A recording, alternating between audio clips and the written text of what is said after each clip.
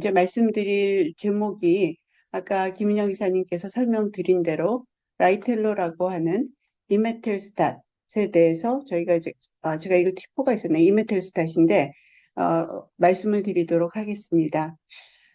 지금 아마 젊은 분들은 텔로메라이스에 대한 굉장한 그 기대감이 있었던 1990년대를 기억 못하실 수도 있는데 사실 텔로메레이스와 이니비터는 굉장한 기대를 받고 노벨상 수상자도 냈던 그런 사이언스입니다.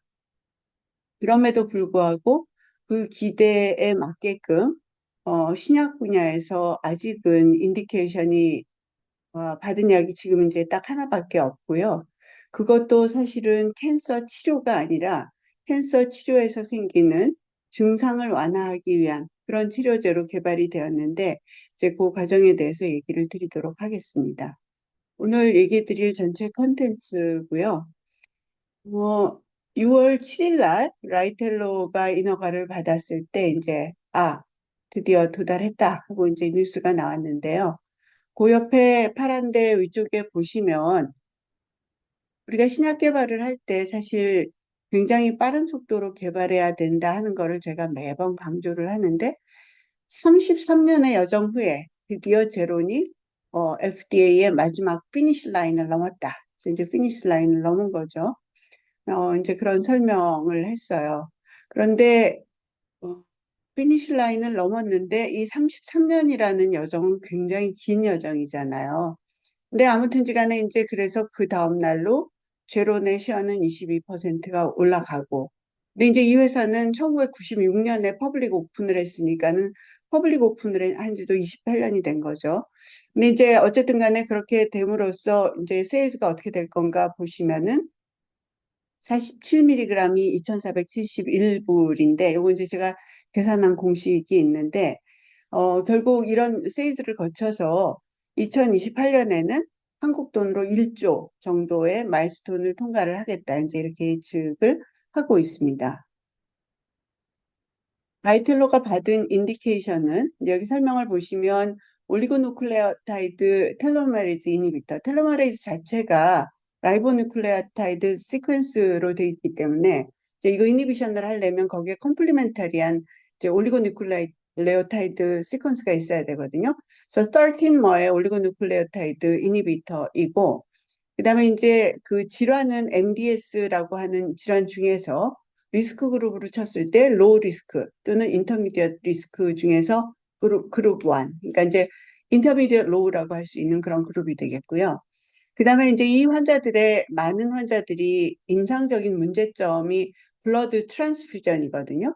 그래서 에리트로포이에시스 스티뮬레이팅 에이전트를 쓰게 돼요. 이제 ESA라고 해놨는데 여기에 듣다가 안 듣거나 처음부터 반응을 안 하거나 또는 난 엘리저블한 그런 환자를 대상으로 하고 그 대신에 이제 트랜스퓨전 버든이 어느 정도 서브스텐셜한 그래서 8주에 4팩 이상의 피를 맞는 그런 환자를 대상으로 이제 치료제로 사용을 할 수가 있다라고 이제 인허가를 받았습니다. 그래서 이게 13머의 구조가 되겠고요. 이게 올리고누클레오타이드의 시퀀스로 쭉 돼 있기 때문에 스몰 몰레큘처럼 뭐 500 이런 게 아니라 여기 보시면은 소디움까지 합하게 되면은 5,000 가까운 그런 몰레큘러 웨이트가 되겠습니다. 전체적인 어프루벌을 위한 레귤레이터리 패스를 보면 2005년도에 IND를 냈습니다. 그래서 First in Human을 시작을 했는데요. 2015년 요 때까지 그 사실 이 개발이 원활하지 않았어요. 그래서 이제 그 설명은 드릴 텐데 2017년도에 삼상에 대해서 이제 어떻게 해야 되겠다라는 타입C 미팅을 통해서 삼상에 들어가게 되고 그 전에 했던 이제 페이스 2 데이터와 다른 데이터에 의해서 마일로파이브로시스에서 패스트 트랙 데지그네이션을 받게 되고 그다음에 relapsed refractory myelofibrosis MDS가 아닌 마일로파이브로시스에서도 패스트 트랙 데지그네이션을 받게 됩니다. 그리고 2015년에는 MDS에서 orphan drug designation을 받게 됩니다. 그리고 2023년 6월, 그러니까는 허가받기 1년 전에 NDA를 냈고 드디어 2024년 6월에 NDA를 받았습니다. 33년이면 어마어마하게 긴 기간이거든요. 1990년도에 닥터 마이클 웨스트, 메리 웨스트 아마 부부일 것 같아요. 이 두 분들이 제론이라는 회사를 세웠는데 이분들은 사이언스 중에서도 스템셀, 텔로메어, 그다음에 셀 에이징에 관심이 많던 분들로 그걸로 이제 회사에서 무엇인가 만들어 보고자 했고 텔로메레스에 대한 굉장한 이제 그 패션을 갖고 시작을 했고 요때 같이 시작했을 때 그다음 2009년도에 노벨 프라이즈를 받은 이런 분들하고 콜라보레이션을 해서 이제 리서치를 시작을 했습니다. 그리고 이제 2005년도에 IND 파일링을 하게 됐는데요. 사실 이 중간에도 여러 가지 일이 있었을 것 같아요. 왜냐하면 여기 보시다시피 스템셀 리서치, 텔로메어, 셀 에이징 그러면 처음에는 에이징에 대해서 했을 수도 있을 것 같고 캔서 그 자체를 치료하는 약으로도 트라이얼을 했을 수도 있을 것 같고 이제 그러다가 이제 나중에 이제 방향을 살짝 틀은 거죠. 그리고 이제 전체적인 솔리드 캔서는 포기를 했다고 생각이 돼요. 왜냐하면 마일로파이브로시스, 그다음에 MDS 이런 질환을 지금 포커스를 하고 있거든요. 근데 하여튼 2009년도에 이렇게 이제 텔로메어에 대해서 그 인정을 받아서 이분들이 노벨 프라이즈를 받게 되고요. 2005년도에 IND를 냈는데 2010년도, 2014년도 이때까지 상당히 좀 지지부진한 이제 그런 어, 개발이 지지부진하게 됩니다. 왜냐하면은 중간에 뭐 카디오 톡스가 있다, 헤파토 톡스가 있다. 그래서 클리니컬 홀드도 하고, 그래서 임상이 가다 멈추다 하다가 드디어 이제 2014년, 2015년도가 돼서 이제 스피드업을 했는데요. 실제로 2015년도에 페이스 2를 시작을 했고, 그 다음에 페이스 2 슬러시 3에서 페이스 3를 시작할 때도 디자인과 엔드포인트에 대해서 상당히 많은 고민을 한 것 같아요. 그래서 2017년도에 타입 C 미팅을 통해서 어떤 디자인으로 할 것인지, 프라이머리 엔드포인트를 뭐로 할 것인지, 파퓰레이션을 어떻게 할 것인지에 대해서 FDA하고 굉장히 시리어스한 디스커션을 통해서 이제 임상을 시작하게 되고 그때 그래서 아, 어, 그 파퓰레이션은 트랜스퓨전 디펜던트한 환자들. 그다음에 그러기 때문에 트랜스퓨전 인디펜던트해지는 그런 파라미터. 그다음에 이제 다른 롱텀 팔로우를 하겠다 해서 이제 임상을 3상을 이제 진행을 하게 되고요. 그러고 나서 이제 7년 만에 이제 허가를 받게 됩니다.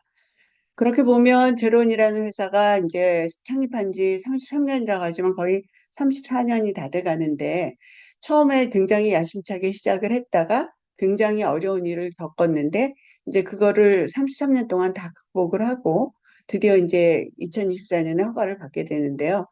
심지어는 2014년도에 이게 좀 될 것 같으니까 J&J가 파트너십을 했던 것 같아요. 근데 이제 뭐가 진행이 잘 안 되고 이제 프라미스가 없지 않나 해가지고 파트너십도 깨게 되고 그런데도 불구하고 이제 제론이 굉장히 불굴의 정신을 갖고 이 약을 개발했다라고 하는 스토리가 되겠는데요. 제가 사실 이 부분에 굉장히 감명을 받았던 게 이거를 보게 되면 얼마나 많은 약들이 세상에 잘하면 나올 수도 있는데 안 될 것 같으니까 포기해서 못 나오는 그런 약들도 많이 있지 않나 하는 생각을 하게 됐습니다. 제가 이제 이거를 보면서 제일 먼저 이 회사 이래가지고 돈을 벌 수가 있을래나?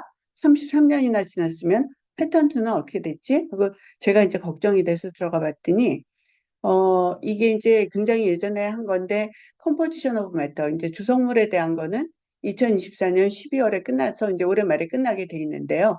이분들이 몇 년 전에 패턴트 전략을 잘 해가지고 모든이 아니라 마일로파이브로시스와 MDS, CMML도 MDS 카테고리에 들어가는 질환 중에 하나거든요. 이 질환에 있어서 어떤 텔로메레이스 이니비터든 쓰게 되면 이제 안 되는 그런 프로텍션을 받는 거를 2032년까지 받아서 제가 8년은 팔 수 있겠구나 하고 제가 이제 조금 안도의 한숨을 쉬었는데 어쨌든 아까 제가 이제 두 가지 제형이 있는데 그냥 쉽게 47mg 갖고 계산을 해보면 이 치료제의 약간은 한 번 치료할 때 그 바디웨이트에 따라 다르겠지만 22,000불에서 3만 불 정도의 돈이 들게 되고요. 1년을 치료한다 그러면 25만 불에서 36만 불. 정도의 돈이 들게 될 거고, 그래서 이제 MDS 환자들 중에 이런 치료를 받는 환자들은 비교적 오래 살기 때문에 3년 내지 5년 정도는 살 수가 있으니까 아마 큐뮬러티브 비즈니스 사이즈를 생각해서 이런 정도의 에스티메이션을 하지 않았나 싶습니다.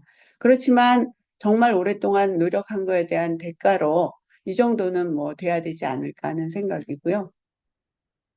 아까 김민영 이사님께서 얘기했다시피 텔로메레이즈는 크로모솜에 있는 이제 이 끝단에 있는, 그러니까 이제 5'에서 3' 엔드에 있는데 이제 분열을 하면서 얘가 자꾸만 떨어져 나가고 떨어져 나가고 그 크로모솜 프로텍션이 안 되니까 텔로메레이즈라는 게 있어서 이 텔로머의 끝을 익스텐션을 시켜주는 겁니다. 그래서 여기 리피트 시퀀스에 가서 달라붙어서 여기다가 이제 누클레오타이드를 붙여서 익스텐션을 하게 되고, 여기 앉아서 이제 한 다음에 그 일이 끝나면 싹 옆쪽으로 또 가가지고 이제 또 그 과정을 리피트를 하는 거죠. 그래서 이제 이런 스텝을 거쳐서 이제 텔로메어 끝단을 이제 프로텍트를 하게 되겠고요. 이 텔로메레이즈는 정상적으로 필요한 그런 엔자임이지만 이제 캔서가 생기게 되면 캔서 환자의 85%에서는 텔로메레이스 익스프레션이 올라간다 하고, 이제 그래서 텔로메레이스가 업레귤레이션이 되게 되면은 이제 끝쪽이 끊임없이 자람으로써 시네센스, 그러니까 세포는 이제 어느 정도 늙으면 죽어야 되는데 늙지 않는, 말하자면 임모탈한 상태가 되는 거죠. 그렇기 때문에 텔로메레이스 이니비터는 캔서 테라피로서 쓸 수 있지 않을까 하고 추구를 해왔는데, 소파 캔서 치료제로서 뭐 성공한 약은 없습니다. 그러나 하여튼 이 헤모포이에시스를 촉진하는 약제로 지금 이제 인허가를 받은 바 있습니다. MDS라고 하는 질환은 굉장히 간단하지 않은 그러니까 여러 가지 형태라기보다는 여러 가지 스테이지의 질환이 모여 있는 집합인데요. 기본적으로는 말리그난트 헤마토포이틱 스템셀 내지는 헤마토포이틱 프로제니터 셀이 이제 자꾸 많이 자라게 되고, 여기에 이제 텔로메레이즈 액티비티가 굉장히 올라가 있는 그런 현상이 있게 됩니다. 그러면 이메텔스tat이 텔로메레이즈에 가서 달라붙어서 이제 이 헤모포이에틱 스템셀과 프로제니터 셀을 더 이상 이제 증식하지 못하게 에이포프토시를 일으키게 되고, 그러면 이제 노멀 헤마토포이틱 셀들이 리제너레이션이 잘 되면서 리커버리가 되는 이제 그런 걸 기대하고 이제 치료를 했는데, 그럼에도 불구하고 노멀 헤마토포이틱 스템셀에도 헤마토포이틱 스템셀에도 텔로메레이즈 액티비티가 마더릿하게 올라가 있습니다. 그래서 사실은 이 약제를 쓰게 되면 아네미아는 개선이 되는데, 그래서 이제 트랜스퓨전 인디펜던트 해지기는 하는데 플레이틀릿하고 뉴트로필은 떨어지게 돼요. 그래서 이제 하여튼 그런 것이 문제가 되고, 이제 그거를 이제 어떻게 어떤 형태로 이게 개선이 됐고, 그다음에 다른 무슨 문제가 또 생겼는지에 대해서는 이제 계속 말씀을 드리도록 하겠습니다. 제가 아까 MDS가 헤모포ie시스에 문제가 생겨서 이제 말리그난트한 스템셀과 말리그난트한 프로제니터 셀이 늘어나는 거라고 했는데, 그렇게 됨으로써 노말 헤모포ie시스가 못 일어나기 때문에 아네미아가 생겨서 트랜스퓨전이 필요하고, 뉴트로피니아가 심해지면 인펙션이 리피티드하게 생길 수가 있고 아주 시리어스한 인펙션이 생길 수도 있고, 트롬보사이토피니아가 심해지면 스폰테니스 블리딩 같은 것을 할 수 있어서 이게 이제 라이프 트레트닝 컨디션이 되거나 퀄리티 오브 라이프에 굉장한 문제가 될 수 있습니다. 또한 한 30%의 환자에서는 이게 AML, 즉 Acute Myelogenous Leukemia로 이행을 하게 됩니다. 그래서 MDS는 옛날부터 루케미아의 전구질환이다 이렇게 알려져 왔는데, 반드시 이행하는 건 아니지만 30% 정도의 환자에서는 AML로 진행을 하게 되고, 그다음에 이제 환자에 따라서 아주 슬로우하게 진행을 해서 오래오래 가는 환자도 있고, 그다음에 이제 굉장히 어그레시브하게 빨리 진행하는 환자들도 있을 수가 있습니다. 아까 제가 이제 굉장히 여러 가지 스테이지 질환의 이제 복합이라고 했는데요.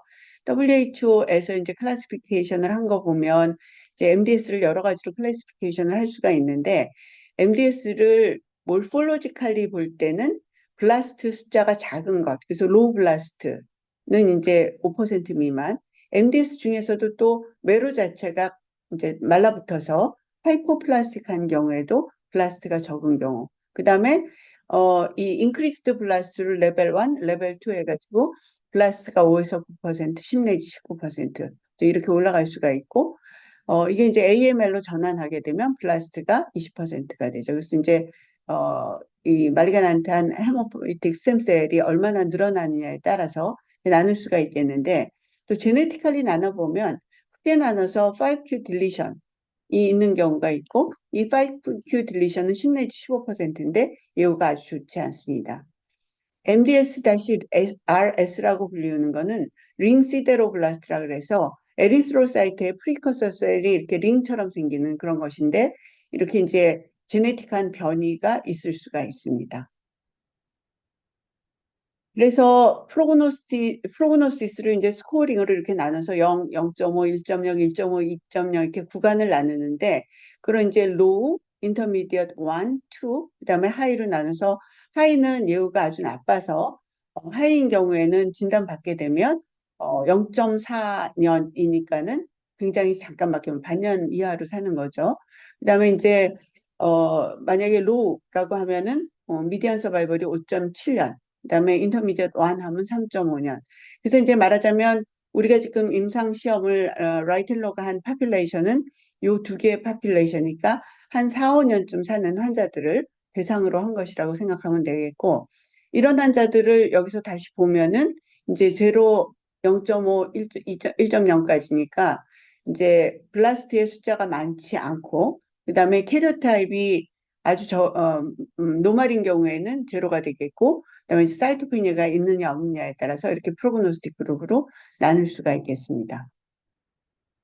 스터디 파퓰레이션을 MDS를 전체적으로 100이라고 했을 때 이제 5q 딜리션이 아까 제가 10 내지 15%라고 했는데 이런 환자들은 예후가 나쁘고 지금 레날리도마이드라는 약이 인허가를 받아서 쓰이고 있고 그래서 이제 나중에 인클루전을 보시면 이 프랙션은 빠져 있고 그다음에 루스파터셉트라고 하는 약제는 링 시데로블라스트가 있는 환자에서 트랜스퓨전 디펜던트 할 때 인허가를 받았거든요.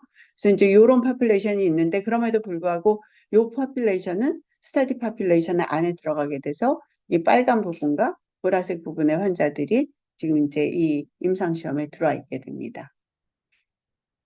페이스 2 슬러시 3를 했는데 2017년에 이제 이 회사가 심상을 시작하기 전에 FDA하고 아주 시리어스한 디스커션을 했습니다.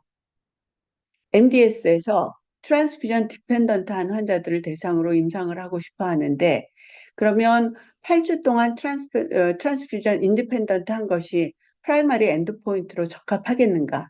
그 다음에 키 세컨다리 엔드포인트로 24주, 반년 동안 트랜스퓨전이 필요하지 않은 그런 상태가 되면 좋겠는가를 의논을 해서 FDA가 어그리를 해서 이제 프라이머리 키 세컨다리 엔드포인트로 하게 되고 그 대신에 FDA가 너희가 환자를 집어넣을 때 그전 16주 동안, 그러니까 이전 4개월 동안 아주 매시브하게 트랜스퓨전 히스토리를 아주 자세하게 리서치를 해서 트랜스퓨전 오케이전이 얼마나 됐는지를 보고 그래서 이제 베이스라인 트랜스퓨전 버든을 명확하게 한 다음에 임상을 시작하라 하고 이제 얘기를 하게 됩니다. 그래서 이제 이상에서는 이제 도수 파인딩 후에 이 사람들이 그 라이텔로를 7.1mg per kg를 4주 간격으로 주는 그런 임상 시험을 했고요. 요 결과를 가지고 이 결과가 상당히 이제 어필을 했기 때문에 FDA가 2-to-1 랜더미제이션 하는 것을 어그리를 했고 그래서 7.1mg per kg를 트리트먼트 그룹에 4주 간격으로 주고 그다음에 이제 플라시보 컨트롤로 스터디를 했습니다. 아까 제가 잠깐 얘기 드린 대로 레날리도마이드하고 루스파터셉트가 있는데 어떻게 플라시보로 했지 그러면 그 파퓰레이션은 이 파퓰레이션하고 겹치지가 않거나 아주 마이너하게 겹치지만 충분히 이렇게 해서 윤리적인 문제가 없기 때문에 플라시보를 어그리한 것으로 생각이 되고 그 다음에 이제 아까 트랜스퓨전이 지난 8주 동안 4팩 이상 받은 환자라고 했는데 4팩 이상 받은 환자, 6팩보다 많이 받은 환자 이렇게 해가지고 스트라티파이를 하고 그다음에 인터내셔널 리스크 스코어로 봐서 로우 그룹과 인터미디엇 완 그룹을 넣었기 때문에 두 개를 스트래티파이 했습니다. 이런 스트래티피케이션은 양쪽을 랜더미제이션을 해도 때로는 랜덤의 밸런스가 맞지 않을 수가 있기 때문에 랜덤의 밸런스를 맞추기 위해서 하는 것입니다. 그래서 이제 실제로 들어온 환자를 보니까 IPSS, 인터내셔널 프로그노스틱 그룹, 로우나 인터미디엇 그룹 환자, MDS 환자들이 들어왔고, 그다음에 ESA에 릴랩스하거나 리프랙터리한 환자 또는 엘리저블한 환자들이 들어왔고, 트랜스퓨전 디펜던트에서 지난 8주 동안 4팩 이상, 8주의 피리어드 동안 4팩 이상 받았던 환자. 근데 이제 이게 16주니까 반드시 요 바로 전에 8주는 아니에요. 16주의 동안에 어떤 8주라도 이제 시퀀셜하게 그런 환자들을 택했고, 그다음에 이제 5q 딜리션을 피하고 레날리도마이드 치료받은 환자나 HMA, 하이포메틸레이팅 에이전트를 치료받은 환자는 이제 피하도록 했습니다. 프라이머리 엔드포인트는 아까 말씀드린 대로 8주 동안 트랜스퓨전 인디펜던스를 보았고, 그다음에 키 세컨다리 엔드포인트로 24주 동안 트랜스퓨전 인디펜던스를 보았습니다. 그 다음에 이제 다른 세컨다리 엔드포인트로 RBC 트랜스퓨전 인디펜던스가 리스폰더에서 얼마나 됐는가, 이게 그 개념이랑 똑같아요. 예를 들어서 고용함에서 리스폰스가 있었다 그러면 듀레이션 오브 리스폰스가 얼마인 것과 같은 개념이 되겠습니다. 그다음에 서브그룹별로 이피커시를 보고, 그다음에 이제 HIE라고 하는 거는 헤마톨로직 임프루먼트 인 에리트로이드 시리즈. 그래서 이제 그 레드 블라드 셀을 만드는 그런 이제 에리트로이드 계열의 임프루먼트가 얼마나 있는지 하는 것을 보았고, 그다음에 이제 RBC 트랜스퓨전의 버든을 상대적으로 예전에 받았던 거에 비해서 얼마만큼 줄어들었나를 보고 이제 오버럴 서바이벌을 보았습니다. 이게 이제 첫 번째 데이터가 되겠는데요. 이게 프라이머리 엔드포인트고 이제 이게 키 세컨다리 엔드포인트인데, 보시면 치료받은 군에서는 40%의 환자에서 8주 동안 트랜스퓨전 인디펜던스가 어치브가 되었고, 플라시보 그룹에서는 15%의 환자들에서 이제 그런 반응이 있었습니다. 24주를 봤을 때는 28%와 3%. 그래서 프라이머리 엔드포인트와 키 세컨다리 엔드포인트에서 요 차이는 둘 다 약 28%, 24%가 조금 넘는 그런 결과를 보았고, 그 다음에 이게 1년 이상도 트랜스퓨전 인디펜던스가 있었어요. 그래서 18%의 환자에서 1년 이상. 그래서 미디안 인디펜던트한 듀레이션이 132주. 그래서 굉장히 긴 기간 동안 인디펜던스가 있었습니다. 이게 이제 그림인데요. 이게 다 리스폰더거든요. 8주가 됐을 때 8주 동안, 적어도 8주 동안 트랜스퓨전 인디펜던스가 어치브된 환자인데, 하늘색 라인이 트랜스퓨전 인디펜던트한 기간이에요. 그 다음에 이제 이 빨간 도트가 인디비주얼 트랜스퓨전 오케이전이거든요. 그러면 이제 라이텔로를 받은 환자들은 이 타임 투 리스폰스가 비교적 빠르고 굉장히 많았고, 그다음에 플라시보를 받은 그룹에서는 아주 늦게 리스폰스가 있거나 이제 몇 명 되지 않죠. 이 그룹이 60명이기 때문에 이게 이제 9명 데이터인데요. 그다음에 이제 중요한 거는 이메텔스tat, 그러니까 라이텔로를 받았던 그룹에서 duration of transfusion independence가 51주, 51.6주가 되겠고, 그다음에 플라시보에서는 13.3주가 되겠습니다.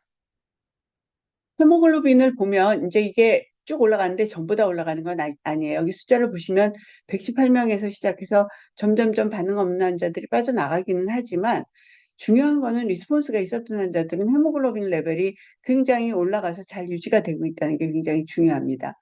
그런데 컨트롤 그룹은 이제 다소 올라가는 것 같다가 약간의 엘리베이션은 있지만 이제 시그니피컨트하게 올라가지는 않고요. 그래서 이제 헤모글로빈 레벨이 듣는 환자에서는 상당히 오랫동안 잘 유지가 되었다라는 것을 알 수가 있고요. 그다음에 이제 페이션 리포티드 아웃컴으로 퍼티그에 대한 걸 봤어요. 아네미아가 생기게 되면 옥시전 서플라이가 충분하지 않기 때문에 굉장히 쉽게 피로감을 느끼게 되거든요. 피로감을 받더니 치료를 받았던 분에서 아닌 그룹보다 살짝 더 올라갔는데, 이게 이제 스타티스티컬리 시그니피컨트 하지 않아서 페이션 리포트 아웃컴에는 좋은 결과는 보인 것이 아니다. 이제 이렇게 얘기를 하고 있고. 근데 이제 전체적으로 보게 되면 프라이머리 엔드포인트는 아주 잘 만났다. 세컨다리 엔드포인트도 잘 만났다. 그다음에 이제 다른 파라미터도 개선이 됐다라고 하지만 요 부분은 사실은 FDA가 다 어그리한 거는 아니에요. 이제 이 슬라이드 제가 지금 보여드리는 이런 슬라이드들은 어, 그 허가받은 게 이제 6월인데 3월 달에 오닥 미팅을 했거든요. 오닥 미팅에서 이제 제로니 프레젠테이션 한 거예요. 아까 제가 서브 그룹으로 스트라티피케이션을 했다고 했는데 요 팩 넘버하고 리스크 팩터가 이제 리스크 스트라티피케이션을 했는데 보시면 별로 차이가 없고 그다음에 링 스테로블라스가 있는가 없는가 하는 것이 예후에 영향을 주거든요. 근데 링 스테로블라스가 있었던 군과 없었던 군의 이 트랜스퓨전 인디펜던스는 차이가 없는 것을 알 수가 있습니다. 그런데 이제 중요한 거는 세이프티가 되겠죠. 넌 헤마톨로직 A를 먼저 보시면 논 헤마톨로직 A는 실제로 시리어스한 게 거의 없고 심지어는 플라시보군과 별로 다르지 않아요. 근데 이제 사실 이거는 약으로 인한 거라기보다는 질병 때문에 생기는 문제일 수도 있거든요. 그래서 이제 차이는 거의 없다라고 봐야 되는데 헤마톨로직 어드버스 이벤트는 훨씬 더 많았어요. 그래서 이제 트롬보사이토피니아, 뉴트로피니아, 심지어는 아네미아도 플라시보보다 많았고, 그래서 보시면은 그레이드 3, 4의 스롬보사이토피니아와 뉴트로피니아는 훨씬 더 유의하게 많았습니다. 이제 그러면 이게 무슨 뜻이 되냐면 처음에는 우리가 이제 말리그난트 헤마토포에틱 스템셀과 프로제니트셀을 죽이면 노말 헤모포이에시스가 이제 리커버가 돼서 좋아지지 않을까 했지만 스롬보사이토피니아와 뉴트로페니아는 개선이 되지 않은 거죠. 그러니까 이제 어떻게 보면 이거는 이 프리커서 셀들이 이 텔로메레이즈 이니비터에 서셉터블하다고 할 수가 있을 것 같고요. 그다음에 이제 오버롤 서바이벌을 보시면 오버롤 서바이벌이 여기 처음에 22년에 팔로우업한 거나 24년에 팔로우업한 거나 별로 다르지 않고 1 부분이거든요. 다시 말해서 트랜스퓨전 인디펜던스를 높여줬는데도 불구하고 환자들이 사는 데는 포지티브한 영향을 주지는 못했다. 이제 이렇게 얘기를 할 수가 있겠고. 근데 이제 이거는 끝까지 가봐도 이 결과가 유지가 될 수가 있는데요. 이제 그렇다라고 하면 설명을 해야 되는 부분은 어, 이 오버롤 서바이벌이나 또는 질환에 대한 리스폰스 레이트 이런 것과 상관없이 트랜스퓨전의 인터벌을 줄이고 그래서 트랜스퓨전 프리하게 사는 것 자체가 환자의 퍼티그 가지고만 설명할 수 없는 여러 가지 퀄리티 오브 라이프를 좋게 함으로써 실제적으로는 클리니컬 베니핏이 될 수 있다라고 하는 건데 이제 바로 그런 부분이 문제가 돼서 이제 오닥을 하게 됐다고 생각하고요. 어쨌든 여기서 이제 다시 한번 강조를 한 부분은 스페셜 인터레스트 오브 A로 뉴트로피니아하고 스트로포사이토피니아를 봤는데 이제 오는 게 일찍 온다. 그다음에 일찍 이게 다 이제 해소가 된다. 그래서 그렇게 오랫동안 유지되지 않는다라고 이제 강조를 하고 있습니다. 부닥에서 설명하기를 사이토피니아가 있었지만 일단은 시비어 블리딩이나 인펙션은 거의 없었고 그다음에 듀레이션이 짧았고 사이토피니아가 리버서블 했다.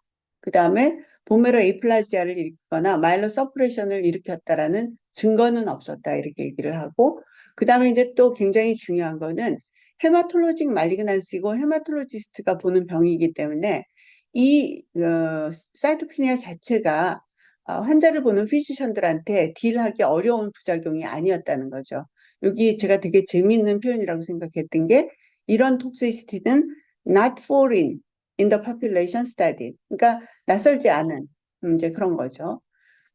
그렇지만 이제 어쨌든 그리고 이제 또 하나는 이게 이제 제론이 얘기한 건데 US Prescribing Information 안에 우리가 인허가를 받으면 이 리스크와 모니터링에 대해서 분명하게 얘기를 할 거다. 이제 이렇게 얘기를 했습니다.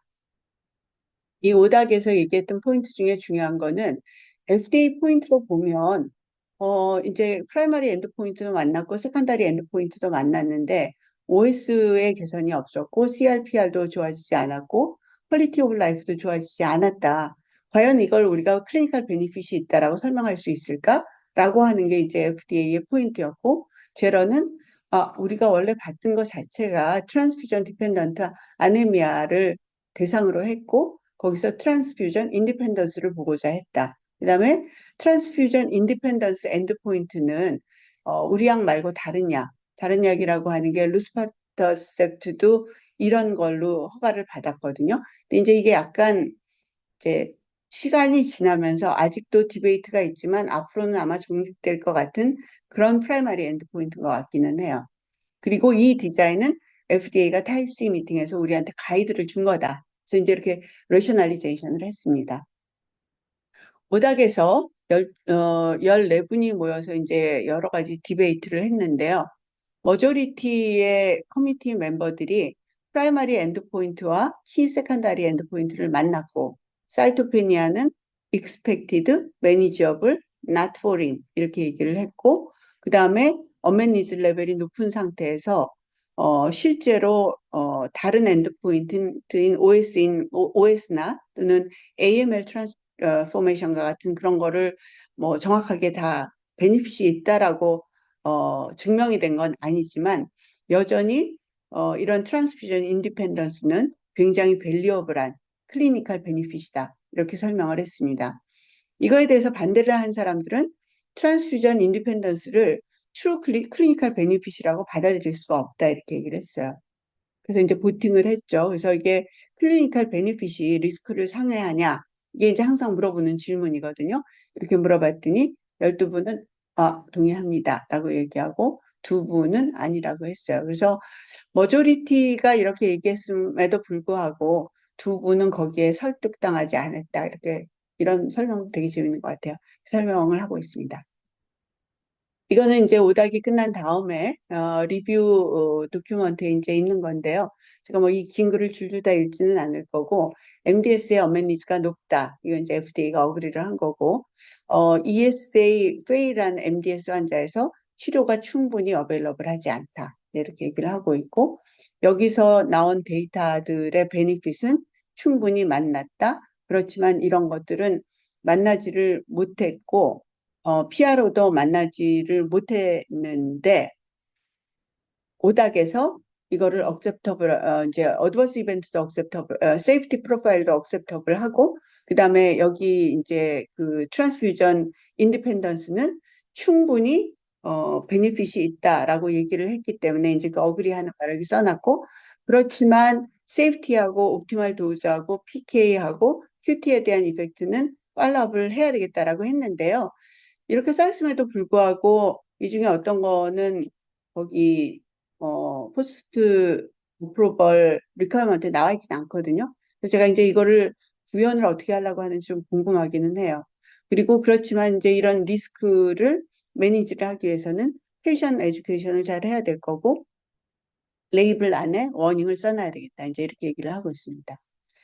그래서 인디케이션 아까 제가 말씀드렸고 여기 이제 워닝에 보시면 트롬보사이토페니아, 뉴트로페니아가 있다. 그레이드 3, 4가 많다. 그렇기 때문에 첫 두 사이클, 즉 8주 동안은 위클리 CBC를 해서 팔로업을 해야 되겠고 그 다음에는 every cycle 이 트롬보사이토페니아와 뉴트로페니아에 대한 모니터링을 해야 되겠다라고 하고 있고요. 그 다음에 이제 이게 2시간에 거쳐서 인퓨전을 하는데 인퓨전 리액션이 있어요. 그래서 인퓨전 리액션을 잘 모니터를 하고 프리메디케이션을 하고 모니터링을 하고 그다음에 문제가 생겼을 때는 인퓨전 레이트를 늦추고 그래서 충분히 리스크 매니지를 해야 되고 만약에 크리티컬하게 문제가 되면 이제 퍼머넌트리 디스컨티뉴 해야 되겠다 이렇게 얘기를 하고 있습니다. 그다음에 이제 엠브로피탈 톡시시티에 대해서 포텐셜한 가능성이 있기 때문에 이 약을 만약에 가임기에 여성 환자가 먹는다라고 하면 콘트라셉션을 하도록 리커멘드 하고 있습니다. 도즈는 아까 말씀드린 대로 7.1mg per kg고요. 문제가 생겨서 이제 도즈를 줄여야 될 때는 5.6mg per kg, 4.4mg per kg로 낮추어야 하고 이것에 대해서 어떻게 낮추는지는 프리스크라이빙 인포메이션에 아주 자세하게 나와 있고 프리메디케이션으로는 디페니드라민과 하이드로코티존을 쓰도록 되어 있습니다. 이게 이제 포스트 어프로벌 리ኳ어먼트인데요. 카시노제네시티 스타디를 두 종의 로덴트, 그래서 마이스와 렛에서 하라고 돼 있고요. 그 다음에 이제 이런 헤마톨로직 디지즈가 헤마톨로지 그렇네요. 네. 죄송합니다. 네. 이 헤마톨로직 말리그난시가 이제 이 MDS 자체는 70세 이상에서 주로 생기는 병이기는 해요. 근데 이제 다른 여러 가지 질환에서 실제로 죄송해요. 요 다음 장 슬라이드를 지금 하려고 그랬네. 포스트 마케팅 리퀘어먼트로인데 또 중요한 거는 피보탈 스타디에서 했던 것들을 롱텀 팔로업을 하고 그다음에 이제 키 롱텀 이피커시가 있었던 환자에서 몰레큘라 또는 다른 클리니컬한 프리딕터가 있는지를 자세히 보라고 했습니다.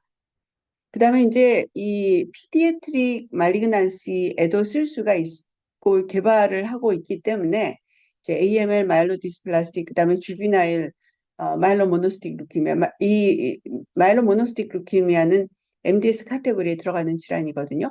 그렇기 때문에 이런 환자들에서 적어도 25명의 환자를 이런 스타디에 넣어야 되고 특히 이제 소아 에이지에서 개발을 할 때는 0세에서 6세, 6세에서 12세, 11세에서 18세 이렇게 이제 구간을 나누는데 12세 미만의 환자를 적어도 6명을 넣고 적어도 25명의 토탈 피디애틱 환자를 넣어서 임상을 하라고 이제 그렇게 리화를 하고 있습니다.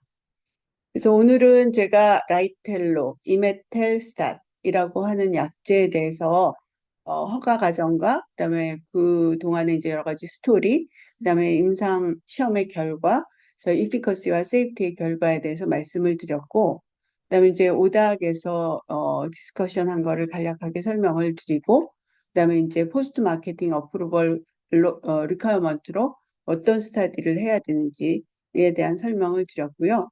지금 이제 NCCN 가이드라인을 제가 가져오진 않았는데 NCCN 가이드라인이 MDS가 최근에 개정이 됐거든요.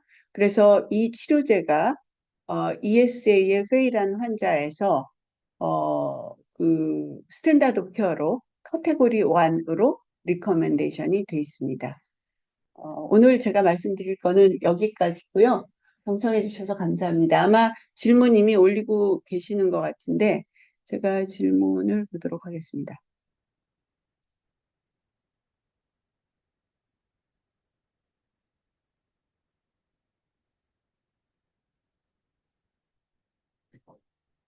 네, 제일 먼저 하신 거가 이준영 이사님께서 여러 가지 질문을 하신 것 같은데 지금 제가 이제 여러 가지 암에서 이 텔로메레즈에 처음에 이제 아주 조기 임상에서 했었는데 프루프 오브 컨셉을 얻지를 못해서 이제 헤마톨로직으로 스위치를 했는데요. 사실 데이터가 그렇게 많지가 않아요. 그래서 이제 다른 말리그난시에서 완전히 포기를 해야 될 것인지 아직도 트라이를 해봐야 될 가능성이 있는 건지 하는 거는 잘은 모르겠어요. 근데 이제 다 아시다시피 어떤 기전이 있어서 그 기전을 태클을 할 때 그 기전이 암세포의 성장에 있어서 가장 중요한 기전이면서 또 가장 중요한 기전이라서 거기를 태클을 했을 때 암세포의 성장에 크리티컬하게 작용을 해야 되는데 다른 암종 그러니까 MDS랑 지금 이제 트라이얼 하고 있는 다른 암종에 비해서 그런 암종에서는 그런 데이터가 없어서 지금 지속적으로 개발을 못하고 있는 거라고 생각은 되는데요. 사실 데이터가 많지 않아서 제가 이거 대답을 정확하게 하기는 어려운 것 같아요. 그다음에 또 하나는 이제 방광기가 4.9 시간인데 4주에 한 번 투여한다라는 거는 이게 이제 실제적으로 어떤 문제가 있냐면은 텔로메레이스 이니비션을 하는 작용이 컨티뉴어스하게 익스포즈를 해야 될까? 아니면은 한 번 치고 그냥 기다려야 할 건데 이 사람들이 조기 임상을 할 때는 이거보다 잦은 간격으로 줬었는데 4주로 결정을 했거든요. 그래서 데이터 드리븐이라고 생각하고 이 부분은 어떤 설명이 다시 있는지는 지금 드린 질문 중에서 제가 충분하게 설명드리지 못하는 거는 다시 대답을 드릴 텐데요. 지난번에도 제가 대답을 충분히 드리지 못했거나 대답을 드린 부분을 엑셀로 만들어서 저희 뉴스레터에 올렸거든요. 그래서 지난번 거는 이번 달 뉴스레터에 올라갔고요. 이번 달 거는 제가 다시 좀 더 조사를 해서 올려드릴 테니까 그렇게 알고 계시면 될 것 같습니다. T셀 ALL. 아, 그리고 그 다음에 이제 또 한 가지 제가 중요하게 말씀을 드려야 될 게, MDS에서 지금 우리가 치료한 것이 MDS 자체를 크리티컬하게 아주 리스폰스가 있을 정도로 죽인 게 아니고, 노멀 포이에시, 헤마토포이에시스, 특히 에리트로포이에시스가 살아날 정도에만 효과를 보인 거거든요.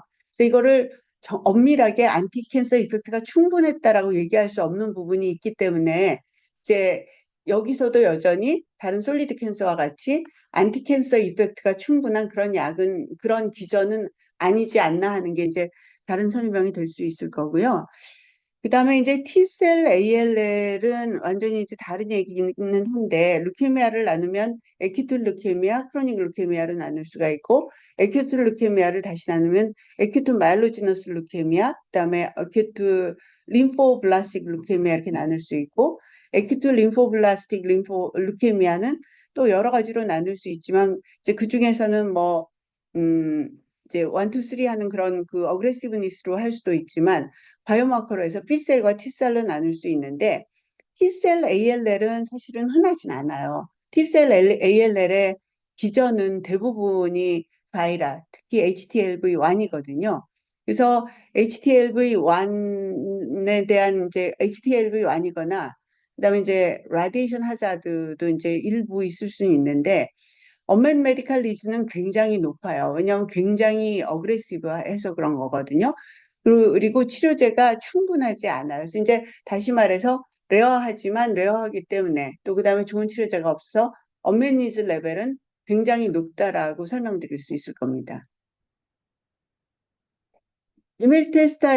이메텔스tat이 실제로 T셀 ALL에서 T셀 ALL에서 임상 효력을 보일 수 있을까 하면은 그거는 제가 다우트풀하게 생각을 해요. 왜냐하면 엔티캔서 이펙트가 마지나라다고 생각되기 때문에 T셀 ALL처럼 아주 어그레시브한 그런 데서 잘 효과를 보일 수 있을까 하는 생각이 들고, 이게 약의 델리바리의 문제가 아닌 실제로 텔로메레이스를 이니비션 함으로써 얻을 수 있는 효과의 그 한계가 아닐까라고 생각하는데요.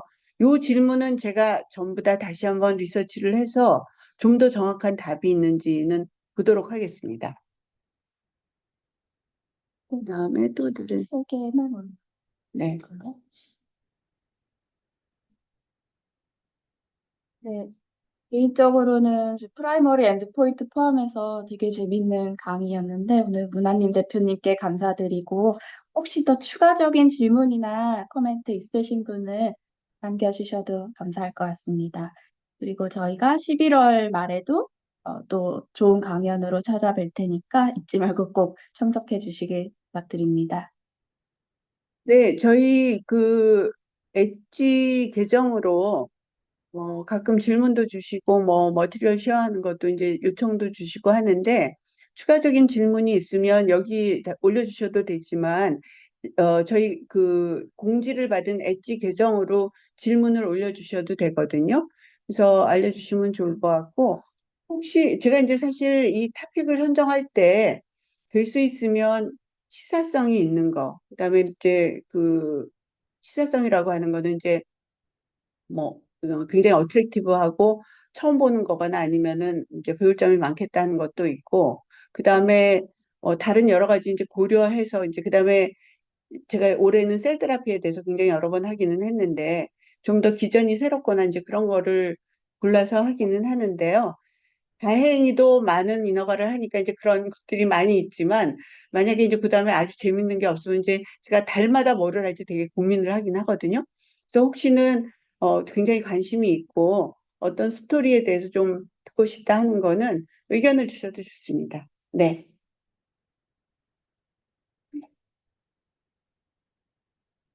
음. 이건 아까 한 거고. 네. 하나는 서머리. 네. 추가적인 질문이 없으신 것 같으면 오늘 강연은 여기서 마무리하도록 하겠습니다. 네, 감사합니다. 감사합니다.